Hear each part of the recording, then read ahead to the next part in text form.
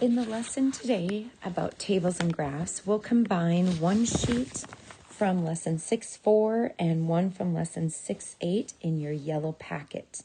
If you don't have it, then make sure you download it from Schoology. So let's begin with a warm-up on a whiteboard or a sheet of paper. On your sheet of paper or your whiteboard, I want you to create a large box. At the top of it, I would like you to label the columns in pounds. Divide that in half, and then write ounces. I'm going to fill out the first one for you. We're going to say, let's go ahead and divide 1, 2, let's just do 3 lines to create 4 separate problems. 1 pound is the same thing as 16 ounces. So what would 2 pounds be, 3 pounds, and 4 pounds?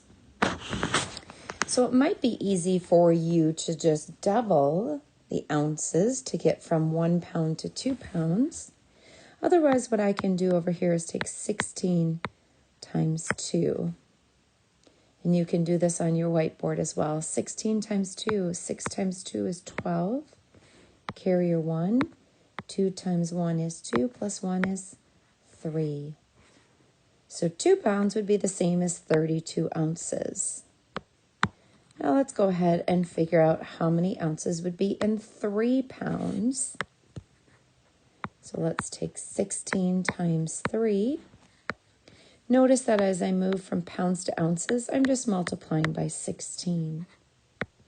3 times 6 is 18. Carry your 1. 3 times 1 is 3, plus 1 is 4. 3 pounds would be the same thing as 48 ounces. And let's figure out the last one. 16 times 4, 16 ounces in each pound. We're trying to figure out 4 pounds. Go ahead and multiply. 6 times 4 is 24. Carry your 2. 4 times 1 is 4, plus 2 is 6. 64 ounces. So that's just a matter of plugging in the number of pounds and multiplying that by 16. All right, let's take a look. We know a couple of things about this particular angle. We have the measure of one angle. We know that together it is a right angle. We know that by this corner symbol. So what would angle A be? Well, let's take what we know, 90 degrees. We know the measure of one angle is 50 degrees. So if you subtract, you should get 40 degrees. All right, let's go ahead and look in your packet. You're going to look at the very top of the page, and you're looking for something that says, mine got cut off a little bit. It says gallons of milk up at the top. Gallons of milk. And then over here it says lesson 6.4. So this is about in the middle of your packet. We did not complete this one. Remember, at any point in time that you need to pause this to have additional time, go ahead and do so.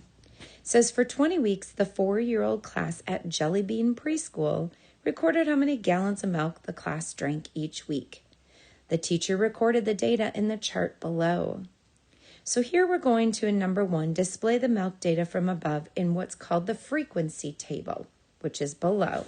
So we're going to start with the fewest gallons used. So if I look across the table at the top, what is the smallest number? I see that as 3. So I'm going to go ahead and write 3. And then it goes up by increments of a half. So I'm going to go ahead and go up by increments of a half. So you do this in your packet as well. 3.5, 4, 4.5, 5 and 5.5. Now, as we begin to look at each set, the set of data, we're going to make tally marks in the second column. And as we make tally marks, we'll cross off that bit of information. So 4, 1 tally mark, 4.5, 5, 2 5s, a 3, a 4.5, 2 5s, a 4.5, a 5.5, 4.5, 4. Now when I get to 5 here, when I get to the 5th tally mark, remember we draw a line across. Makes it much easier to count. 4.5, 2 5s, 1 4-gallon, another 5-gallon, 4.5, and 4. In the last column, we write the frequency, how often each one occurred. So if we go across, 3 has 1 tally mark, 3.5 gallons has 0, 4 gallons has 4, 4.5 gallons has 6, 5 gallons has 8, and 5.5 gallons has 1. Now we have some questions to answer about this frequency table. Number 2 says, what is the difference between the most and the least amount of milk drunk in 1 week? So the most would be 5.5, right? So that's the most milk. Doesn't say which one happened the most. What's the most amount of milk? So you have to look here. Which is the most amount of milk? 3 gallons, 5.5 gallons? Well, the most would be 5.5 gallons. 5.5 gallons is more than, so for example, 5 or 4.5. The least amount was 3. So 3 gallons is the least amount of milk that anyone drank in a given week. So 5.5 minus 3, well, a half minus nothing is a half, and 5 minus 3 is 2. So the answer would be 2.5.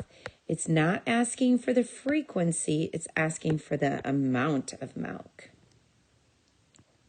Number 3, what is the total amount of milk the class drank during the 20 weeks? Well, what we would have to do here would be to add up all of the amounts for each. So if you were going to do this, you would have to say, okay, 1 week they drank 3 gallons. So did that one. 4 times they had 4 gallons each. So 4 times. 4.5 gallons was 6 times. So 4.5, 4.5, 4.5, 4.5, 4.5.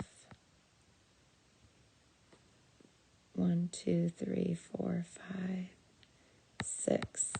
I'm going to stop there for now. So we're done with adding up that and that. Let's go ahead and just add this up first. 4 times 4 would be 16. Move my 3 over. 4.5 and 4.5 is 9. 4.5 plus 4.5 is 9. So 9 and 9 is 18. 4.5 and 4.5 is 9. So this would equal 9, this would equal 9, that would equal 9. So 9 times 3 is 27. Let's add those 3 numbers up. 3 plus 6 is 9. 9 plus 7 is 16. Carry your 1. 1 plus 1 is 2, plus 2 is 4. So far we have 46. I'm going to remember that. 46. Now I'm going to add together this last portion. This information right here. So 8 times they drank 5 gallons. So 1, 2, 3.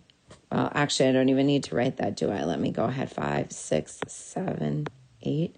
Because 8 times 5 is 40, right? So 8 times 5 is 40, and then 5.5. So that would be 45.5. Now I'm going to add that together with my 46. So 46 plus 45.5 is 5 plus 6 is 11. Carry my 1. 4 and 4 is 8 plus 1 is 9. 91.5 gallons. That just took patience and make sure you were accurate. If you were in charge of buying milk for the class next week, how many gallons would you buy? So here's where the frequency comes into play.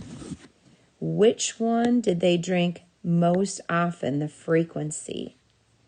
That would be our 8. So I would probably order 5 or 5.5 gallons. The reason I would order 5 would be that's the most frequent.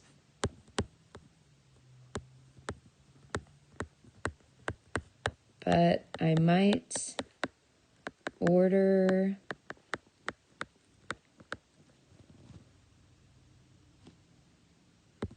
5.5 to be sure, so you don't want them running out. All right, moving on to our bar graph. So now you're going to the very end of your packet, your yellow packet. And it is the second sheet from the back. It says data table and bar graph, benchmark fractions. Lesson 6-8A. A book report is due in 2 weeks. Ms. Kumar asked the students in her 4th grade class to estimate how much of the report they had completed so far. She recorded the data in the table to the right. So 1 student had completed 0, 2 students had completed 1/4, 3 students had completed 1/3, 6 students had completed 1/2, 8 students had completed 2/3, none had completed 3/4, and 1 student had finished. So we're going to create a bar graph to show the data. We're going to label each axis and include a title. So I'm going to go ahead and begin with the title. What the teacher wanted to know was the progress they had made on their book report. So I'm going to write book report progress. And again, if you need to slow this down by pausing it, go ahead and do so. Okay. These numbers, I'm going to start with my smallest fraction, which would be 0.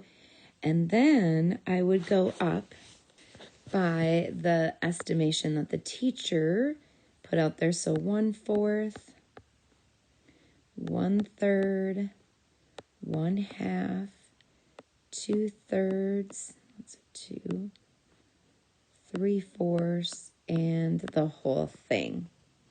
So we're going to start with 0 and 1 student had completed 0 of it. So I'm going to take a look at the most I have is 8, but if I go, watch what happens. Don't write this yet. If I go up by 1s, I'm not going to have enough. So I need to go up by 2s. So I'm going to say 0, 2, 4, 6, 8, and 10. So 0 students, or excuse me, 1 student had done 0 progress. 2 students had done 1/4, so I'll go up to 2.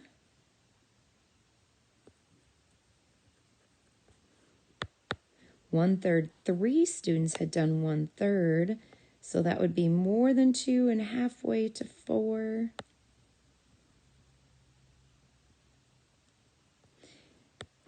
A half, 6 kids did a half, so I go right up to the 6 line.